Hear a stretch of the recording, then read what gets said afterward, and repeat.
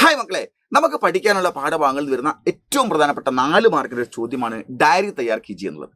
ഏറ്റവും പ്രധാനപ്പെട്ട ചോദ്യമാണ് ഡയറി യാ പത്ര തയ്യാർ കീജിയെ. ഒന്നുകിൽ ഡയറി തന്നു കഴിഞ്ഞാൽ പത്ര തയ്യാർ കീജിയെ എന്നുള്ള ചോദ്യം ഓപ്ഷനായിട്ട് അടിയിലുണ്ടാവും. അല്ലെ പത്ര തയ്യാർ കീജിയെ എന്ന് പറഞ്ഞാൽ അഥവാ എന്ന് പറഞ്ഞൊരു ചോട്ടിൽ ഡയറി തയ്യാർ കീജിയെ എന്നുള്ളതാണ്. അതായത് എഴുത്ത് എഴുതുകയാണെങ്കിലും ഡയറി എഴുതുകയാണെങ്കിലും നമ്മൾ അതുപോലെ തന്നെ പത്രം എഴുതുകയാണെങ്കിൽ ശരി ഒരേ കണ്ടന്റ് ആയിരിക്കും എഴുതാനുണ്ടാകുക.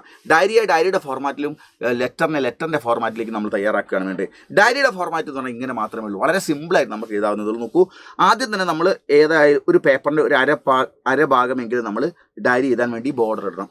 ഓക്കെ, അതിനുശേഷം നിങ്ങൾ താരീഖ് എന്നും ദിൻ എന്നും എഴുതണം. അതായത് ഡയറി എഴുതുമ്പോൾ അതിന് തീയതി എഴുതണം, ദിൻ ദിവസവും എഴുതണം. അത് ഇവിടെ ആയാലും കുഴപ്പമില്ല, ഇവിടെ ആയാലും കുഴപ്പമില്ല. ഓക്കെ, എന്നിട്ട് അതിനുശേഷം നമ്മൾ എത്ര സങ്കടകരമായ കാര്യമാണെങ്കിലും അതുപോലെ തന്നെ സന്തോഷകരമായ കാര്യമാണെങ്കിൽ നമ്മൾ ഡയറിയിൽ ആദ്യം വരെ ഇങ്ങനെ എഴുതുന്നു, ആജ് കാ ദിൻ മേം ഭൂൽ നഹീ സക്താ. അതായത് ആജ് കാ ഇന്നത്തെ, ദിൻ ദിവസം, മേം ഞാൻ, ഭൂൽ മറക്കാൻ, നഹീ സക്താ കഴിയുകയില്ല, ഇന്നത്തെ ദിവസം എനിക്ക് മറക്കാൻ കഴിയില്ല.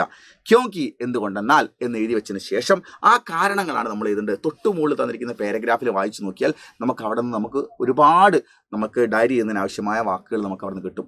അതും ആണ് നിങ്ങൾ ഇവിടെ എഴുതേണ്ടത്. ഓക്കെ, അത് എഴുതിയതിന് ശേഷം ഒരുപാട് നിറയെ എഴുതുക എന്നുള്ളതല്ല, കാര്യമാത്ര പ്രസക്തമായി എഴുതുക എന്നുള്ള. അതുകൊണ്ട് ഡയറി നിങ്ങൾ ഒരു കാരണവശാലും നിങ്ങൾ എഴുതാതെ പോകരുത്. ഓക്കെ, 4 മാർക്കിൻ്റെ ചോദ്യമാണ്. എന്നിട്ട് അവസാനം ശുഭരാത്രി എന്ന് എഴുതിയേക്കുക. വേറെ ഒന്നും ഹസ്താക്ഷരം ഒന്നും വേണ്ട ഡയറിയിൽ.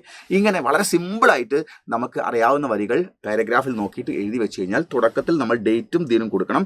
അതുപോലെ തന്നെ ഇവിടെ നമ്മൾ ആജ് കാ ദിൻ മേം ഭൂൽ നഹീ സക്താ എന്ന് എഴുതിയതിന് ശേഷം ക്യോങ്കി എന്തുകൊണ്ടെന്നാൽ എന്ന് പറഞ്ഞിട്ട് ആ കാര്യം നമ്മൾ ഇവിടെ എഴുതാൻ കഴിയണം. അങ്ങനെ എഴുതി കഴിഞ്ഞാൽ നമുക്ക് 4 മാർക്കാണ്. ഒരു കാരണവശാലും ഈ ക്വസ്റ്റ്യൻ ആൻസർ നിങ്ങൾ എഴുതാതെ പോകരുത്. ഓക്കെ.